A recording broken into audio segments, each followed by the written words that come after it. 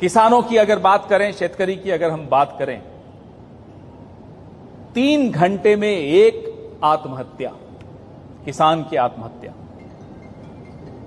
कोई और सरकार होती तो वोट मांगने से पहले शर्म आ जाती उनको, कोई और सरकार होती तो वोट मांगने से पहले किसान से माफी मांगती। क्या वादा किया था कि 2022 तक किसानों की इनकम डबल कर देंगे,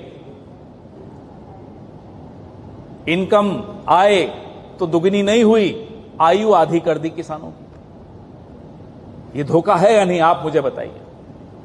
बड़ी बड़ी इंडस्ट्रीज जो यहां लगाना चाहते थे, नागपुर, ये हमारे अतुल जी वहीं के हैं, ये बताएंगे आपको किसी दिन। एयरपोर्ट के पास एयरबस की फैक्ट्री लगनी थी, ले गए गुजरात। फॉक्सकॉन ले गए गुजरात। ऐसे फार्मा इंडस्ट्री, इतनी दवाइयों की बड़ी बड़ी फैक्ट्रियां यहां लगनी थी। 10 लाख करोड़ का इन्वेस्टमेंट जो महाराष्ट्र के हक का था, महाराष्ट्र के हिस्से का था, वो छीनकर बाकी राज्यों को दे दिया। नुकसान किसको हुआ, धोखा किसके साथ हुआ? धोखा हुआ महाराष्ट्र के नौजवान के साथ।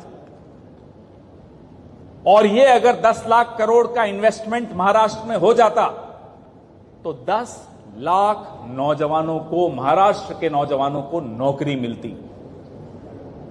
धोखा इसको कहते हैं। इसीलिए इनको हम धोखेबाज सरकार, खोखेबाज सरकार का नाम देते हैं। जमीनें दे दी अपने दोस्त को, गौतम अडानी को। किसकी जमीन थी? पहला हक उस जमीन पर किसका था? धोखा उनको भी हुआ। स्लम रिहैबिलिटेशन के नाम पर जो लूट हो रही है, हम इसका खुलासा रोज आकर आपके सामने महाराष्ट्र में अलग अलग जगह पर करने जा रहे हैं।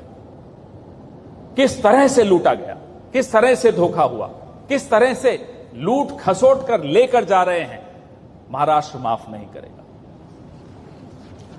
एमएसपी के बारे में रोज हम खबरों में सुनते हैं।